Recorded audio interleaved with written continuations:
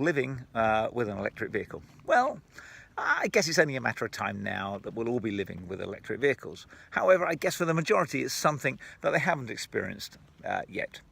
So I thought I'd make the short video, give people my view of life in the quiet lane. I can't really say fast lane, not with the EV that I've got. The first thing that takes a little bit of getting used to is the noise, or lack of.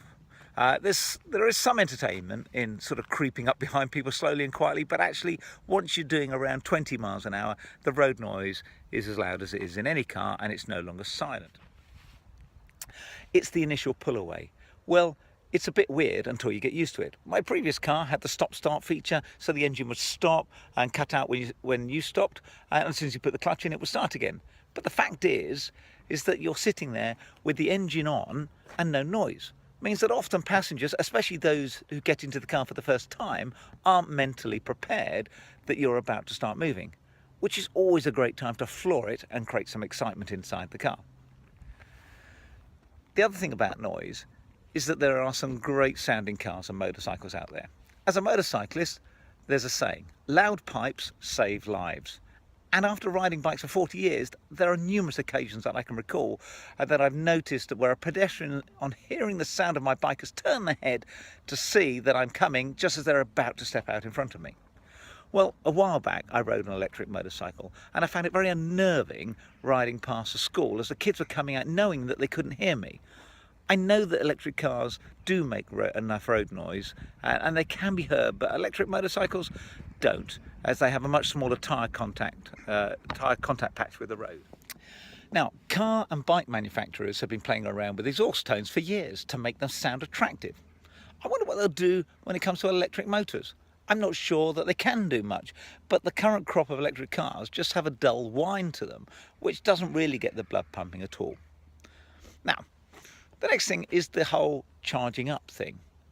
What I found interesting is when you first get an electric car, there's a sort of state of mind that you go through, which takes you to the point where you're driving slowly with the intention of seeing how far you can go on a single charge, which does get quite annoying for your passengers who think that they're going to be late for everything and don't really understand why you're driving like a 150-year-old pensioner.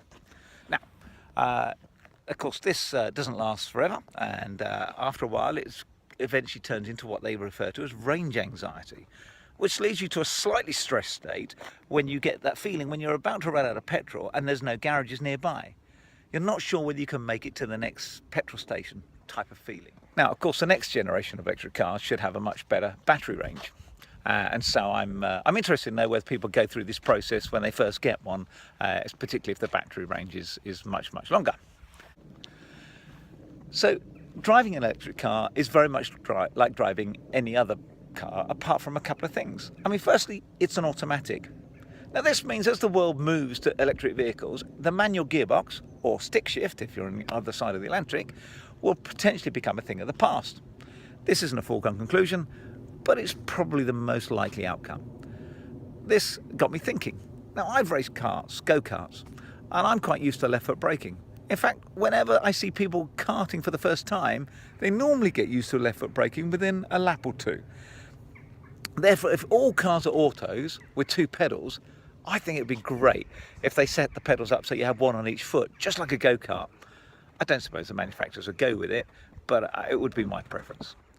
Now, secondly, there are no gears. Yes, I know it's an auto, but conventional auto boxes still change gear, but electric vehicles don't. Which actually means that when you pull away, there is no jerky gear changes, no kickdowns, or anything like this. Now, this is also coupled with the fact that there's no engine. Well, again, I know I'm stating the obvious, but engines vibrate, and vibrate through rev ranges.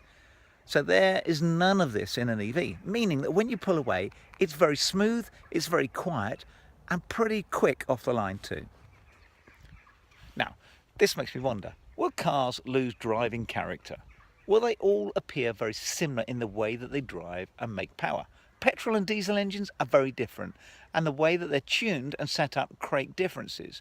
Electric vehicles are just controlled by software. Therefore, in theory, any perceived characteristics can be programmed or reprogrammed into the car. Engine tuning is something that's quite popular. In the future, this will be done by geeky software developers in dark rooms behind closed doors, rather than sweaty mechanics in oily garages. As someone involved with motorsport, I'm also very interested to see how this goes and develops over the next 10 or 20 years. I know we got Formula E, but it doesn't really compete with Formula One. So time will tell. I'm very much looking forward to seeing how things develop.